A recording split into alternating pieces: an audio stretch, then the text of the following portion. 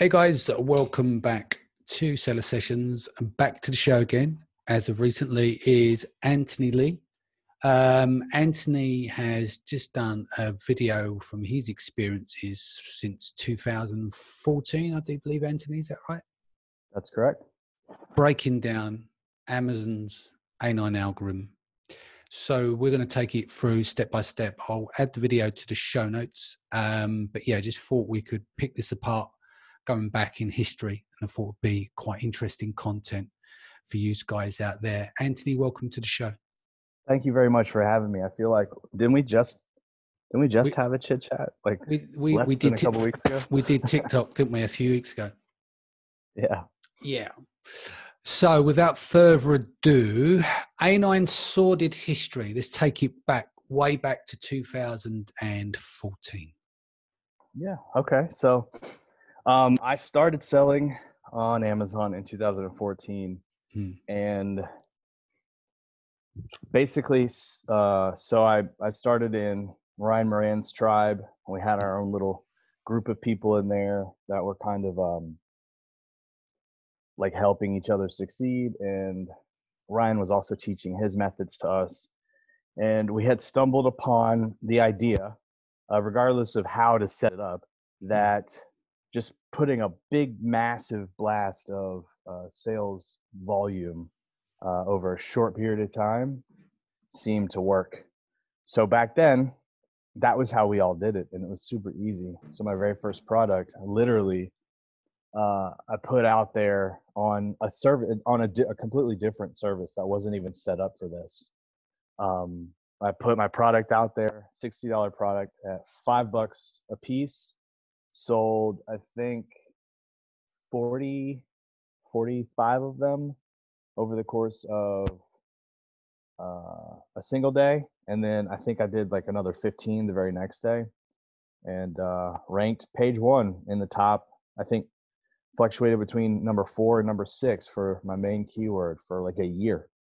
Until the space became a little bit more competitive. So back then, that's how easy it was. Those were the golden days. And it was probably like that until for a good while. But the first thing that shook up the industry was actually the major TOS update, 2015. Do you remember? I do, yeah. So the excessive coupons, right? That's correct. Yeah, let's go through that. Yeah, so that was huge, especially because I got to see it from the perspective of somebody who was working for a launch service, right? Like, it was crazy. Everybody was convinced Amazon's going after these launch services. This is their line in the sand. They're going to start taking them down. And that is actually where all of these ideas that have since kept cropping up about promos being against terms of service, that's where it all came from. Was this one major TOS update. So it was pandemonium. So let's talk about launch service that you work for, currently named as Six Leaf, previously known as Zomblast. That's what everyone in the industry knew it for. That's right. You guys were you spearheaded that, right? Is that right? You kind of innovated that market area. We knew they got new incumbents came to the fore, but you guys were pretty much out there on your own in the very beginning. Is that right? Yeah, that's absolutely right. Yeah. And anyway, so of course it was in our best interest to stay as on top of this as possible. The thing that a lot of people didn't seem to understand whenever they were like determined to be convinced that all of what we were doing was against terms of service was, if it's against terms of service, we go out of business. So we're hoping that it's not, and working towards getting those answers. All right. As at that time, there were actually a couple of other services. So all of us had a vested interest in finding out what was going on. So we all individually took it upon ourselves to get to the bottom of things. We contacted Amazon, talked to several layers of Amazon, from the lower level support all the way up the chain as far as we can get. Some of us were successful in getting farther up than others. But ultimately, it took about a few weeks, and then the answers we were getting started being consistent. Whenever Amazon makes a change to their terms, a lot of times, if it's funny, the old adage, ask seller support 5 different times the same question, you get 5 different answers.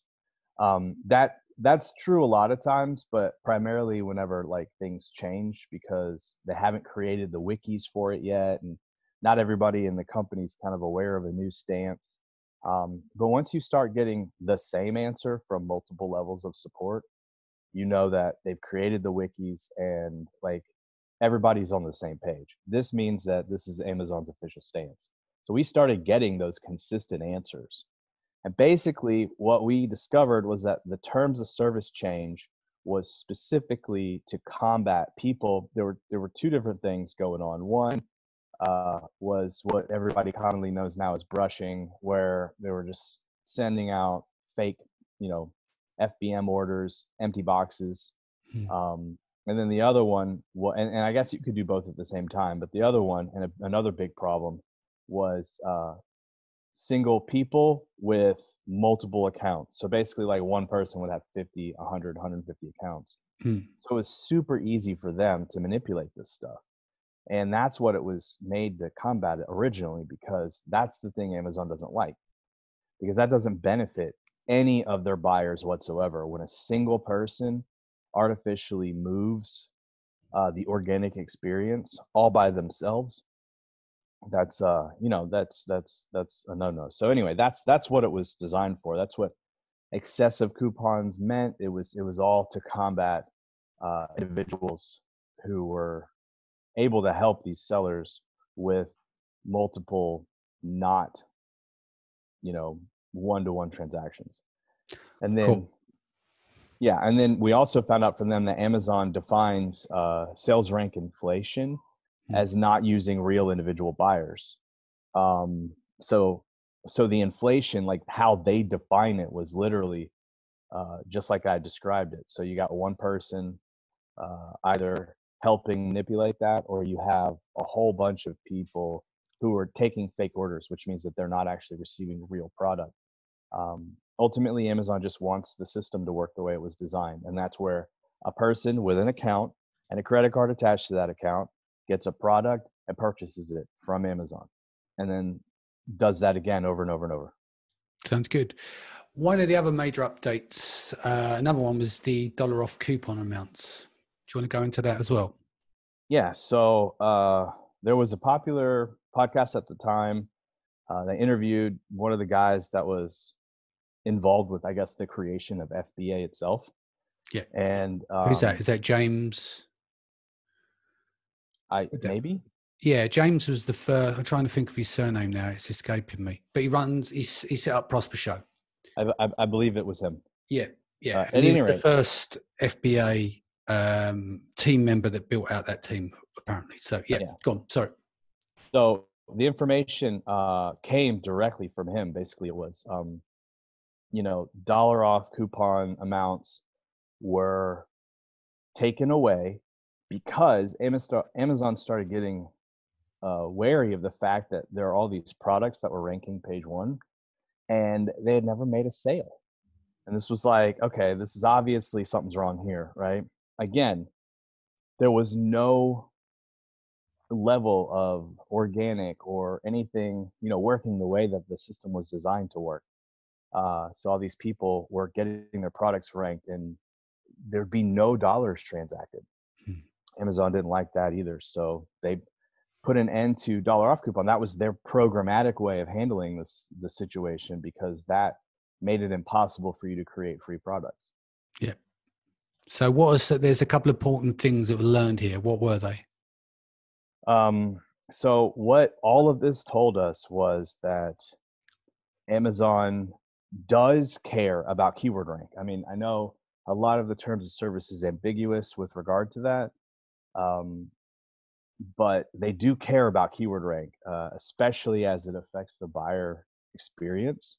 And then that Amazon would rather deal with these issues by programmatically. Anyway, yeah, so those are very important to understand, because it paints a picture of how Amazon interacts with sellers and how sellers should approach their launch and promotion strategies. Anyway, it's really important. Cool. Let's talk trust scores.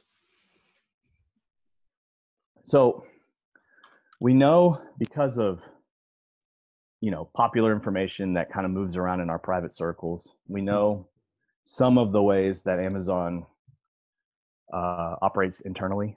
And one of the things that we found out not too long ago was Amazon does actually, because of information that's become available to us through our private channels, we kind of sometimes get a glimpse of how Amazon operates internally. And one of the things that was revealed to us not too long ago was that buyers seem to have this trust score. Now, we don't know when Amazon implemented this. Maybe they had it from the beginning, but it didn't seem like they were taking any action with it until around the time that all these terms of service started changing. This might have been when they created it, but essentially what a buyer trust score is like better way to describe it, how a buyer gets a bad trust score. So obviously, there's like a rating system within Amazon somehow. How they get a bad trust score is by only buying free or deeply discounted items, and oftentimes leaving reviews for them. And the reason that, we could actually even intuit that Amazon is tracking this, because we've seen buyer accounts get their review ability taken away. Like, how many times have we experienced that? How many messages have we gotten as sellers from buyers saying, hey, I tried to leave a review, Amazon won't let me?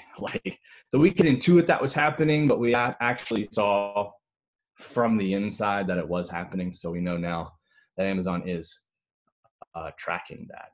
But it's important, I think, to know why.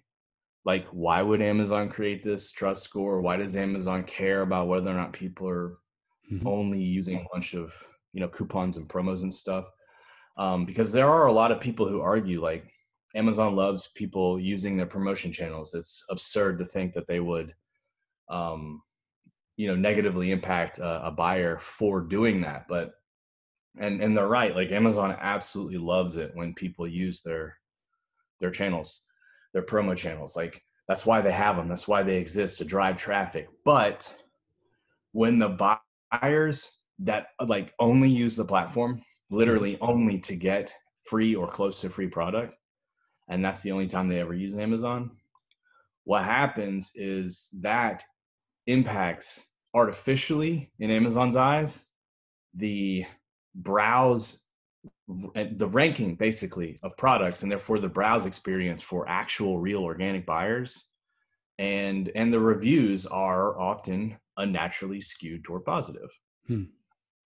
So, and that's the reason why Amazon cares about a buyer score. Now, understand that the vast majority of buyers are not like that. This is a small percentage, but percentage does exist, and it can, like, in kind of a big way, impact the search and browse experience. And we know that Amazon cares about the search and browse experience. Yeah. So, but I think another thing to kind of point out with all of this information is, why does Amazon care to handle it programmatically, though? Because they could just go and suspend. They could kick those bad buyers off their platform. They could suspend their accounts, and they could suspend all the sellers that utilize them to manipulate rank. Like, that would be probably not a difficult endeavor for them. But I think, in my experience, and trust me, I have seen so many suspensions, like, just being in this industry and seeing people, like, who are willing to take screenshots of their whole process of getting suspended and appealing. So I've seen a lot of this. And what I've discovered is overuse of Amazon's promotional channels isn't actually against terms of service.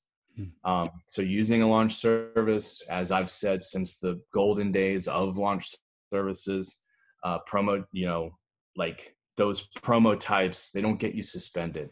And the reason that launch services and promo types don't get you suspended is because they give buyers a great deal. And Amazon's all about the buyer. Like, that's the thing that everybody has to understand.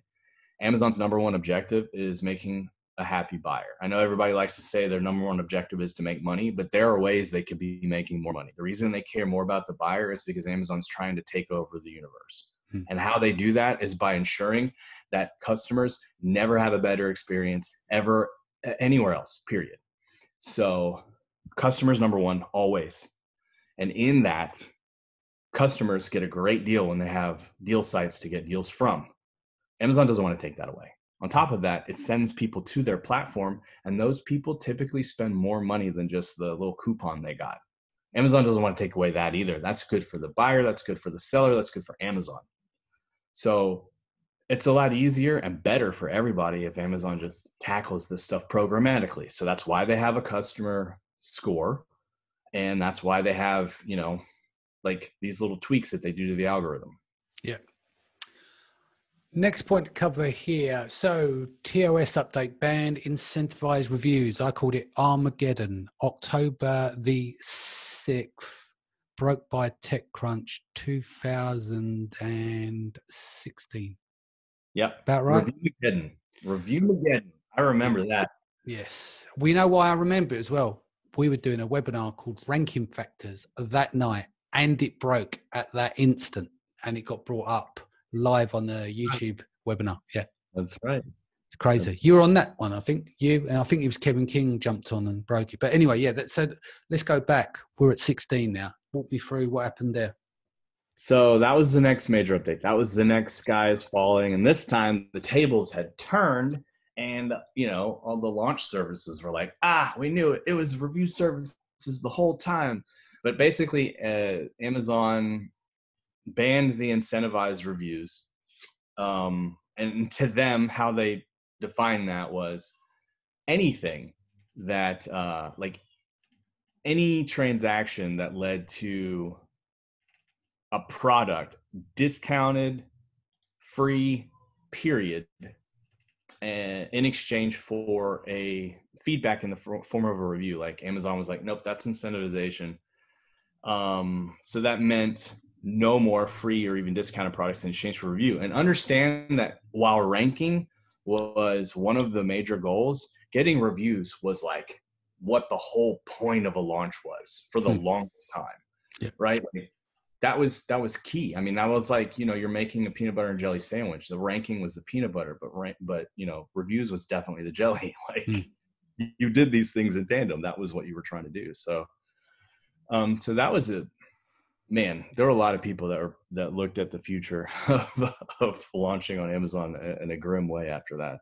And Amazon even went so far as to sue review companies over this. So that showed that they were like very, very serious. And the reason that they had this super kind of aggressive reaction is because they got a lot of negative press. Yeah. I mean, review got kneecapped overnight, didn't they? I had the guys on the show. We done a history, so you go back and check that episode. But yeah, literally kneecapped overnight. Absolutely. I mean, they wanted to show that they were serious about addressing the problem. Yeah, because, you know, there was a problem. The meteoric rise of third-party sellers on the platform, like a lot of them had the ability to overuse those promotion tools. And it caused an undeniable positive skew in product reviews. And then when they got the press, it was from data scientists, and more than just one. There was one that went really viral, but there was more than them. Like FakeSpot happened before that group happened. Review Minute happened, and both of them had exposed the numbers, and there was no emotional attachment to it. Like literally, the numbers showed all of your reviews have suddenly become extremely skewed since you've allowed these promotion channels to occur. So Amazon had no choice but to address it, or else they run the risk of losing, I guess, that trust in the eyes of customers. So that was a big deal. Yeah, but people readjusted. They realized they had businesses to run. The game was up with it. Do you remember when you could literally filter the type of reviews you want? So what was the thingy tracker? Can't remember the name. One of those on AMS tracker things. AMS tracker. That's it. AMZ tracker. Yeah, sorry, not AMS tracker. Get it right, Dan. AMZ tracker. Because we love a tracker. We love a Zon and an AMS, don't we? Like when you launch a service. Yeah, I So remember that. Like you could literally filter. If you see anyone go, hold on, 3-star reviews, well, no, they won't be getting a promo. Yeah. Well, that was just the programmatic way to do it. But like how we were doing it before AMZ Tracker ever automated that was we were going to Google and we were actually searching on, site:/Amazon.com. And then we were looking for only 5-star reviews. Like, so we were doing it manually before, before that service even existed. Cool. Okay. So next step. Okay. So there were other things that Amazon was doing, and every bit of all of this stuff is connected, right? One of the things they did too was reduce the number of characters in search terms. And like they actually played around with that because they upped it massively at one point, and then they dropped it down, and then they started getting really stringent on like only having X amount of characters, and then they took away the 5 lines, and so they've done a lot with the back end, but it's all connected. They also added language to the terms regarding browse and search experience. Like that was never there before until a little after 2016. They actually included, and it's super vague like everything else, but it's super vague and also doesn't specifically address like an action like some of the other stuff they do, but it's just there. So now they've let everyone know, yes, we care about the search and browse experience. So there is language there. And then they also changed the reviewer community guidelines. So this is where they put it out there to the general public, the reviewers. Hey, this isn't allowed, and not the seller isn't the only one that's going to be held accountable for this stuff. Yeah. So that was all, like that was my experience from 2014 on with what Amazon has done in their terms, and then even the unspoken stuff that we've had to deal with. Conversion. Talk to me. All right. So basically, once upon a time, like when it all started, conversion rate was the single most important factor for ranking. And it makes sense. We're talking about a shopping platform. How do you tell if a product is popular? This is real simple. It gets bought the most. Okay. Very easy there. Conversion was absolutely king. But not only that, but back in 2014, the platform is actually, I mean, Amazon's been around for a while, but FBA and third-party sellers haven't. At 2014, they'd only been doing it for a couple of years. So this all was still pretty new. So basically everything that you could do mattered back then. So even on-page activity like wish listing, just adding products to a wish list, like that was a signal to Amazon, hey, this is a popular product. And that would increase rank too, even when the wish listing was done by bots. Like, so there was a heyday of Black Hat in those days. Yeah. Because, it's really easy to build a bot that does that. So people were ranking with 0 product transaction, and it was great. And then back then, super URLs in all of their forms were super effective too. Like you didn't even have to get that sophisticated with it. Just because the platform itself was still unsophisticated. However, over time, bot activity stopped being as effective. So all those wish list bots, like they stopped working, and it was pretty dramatically, like overnight, like a lot of things on Amazon. Suddenly, all those guys that you would communicate with on Skype to magically rank your product, like all of a sudden you would pay for the service and it wouldn't work. And then they magically disappeared. Yeah. Okay. Yeah, well, exactly. Like then it was like, hey, what happened? But yeah, it's because their cash cow went away.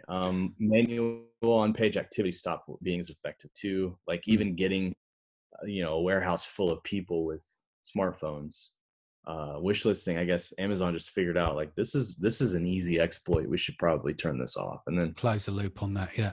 Yeah. Relevance though, which is obviously that's their step where the algorithm's grown up a little bit, right? It's now taking on board relevance like Google. Like everything gets followed in some cases by Google. They lead the way, don't they? Mm-hmm. Well, I think Amazon's relevance is a little different than Google's, but yeah, basically. Oh, it is. I mean, the premise behind it is different, but the protocol is what we're talking about. Yeah. Yes. So yeah, relevance became everything. And actually, and we can go over this in another episode if you want, but on my TikTok, I went through like what all the factors are for ranking. Yeah. And don't say A10. Do you remember the A10 guy? We'll get into that another day. Yeah, good. Yes, all A10. Anyway, but basically all of those factors are what manipulate or what determine relevance, and relevance is the number one factor. So this is conversion rate stopped being the thing that moved the needle, and it became relevance, which conversion rate is a part of, but ultimately it's all determined. Relevance, whenever your listing is put into a category and then subcategories, it at that point can only be relevant for certain keywords, and that determines what it can index for and how well it can rank for products. And relevance is so important. It's like your listing has a relevance score, and then Amazon also seems to have its own relevance score, because sometimes it'll look at your listing and go, oh yeah, that's not the right category, and they'll move it. And it's because of what they think your listing's relevant for. So it's almost like a hierarchy of relevance, but ultimately relevance is what matters, and that is the single factor that all the other ranking factors kind of lie under in the hierarchy. Cool. Well, look, let's hold that there. Let's bring you back in for part 2. I think we covered quite a lot there to digest. Is there anything you want to kind of wrap on here, just to bring some points home before we go? I mean, just to kind of put it all together, like what we just went over was the history, but ultimately, while a lot has changed, it paints a very solid picture of Amazon's motivations. Amazon's motivation, like I said, is to serve the customer first and foremost, for the purpose of indoctrinating them into believing that Amazon is the only trustworthy platform in existence. That is their game plan. So from that lens, it makes sense, everything they've done. The evolution that they've gone through, it makes total sense, and it kind of also gives you a glimpse of what to expect. Cool. Sounds good. Guys, thanks for joining us. I'll be back in a few days with Anthony. Take care.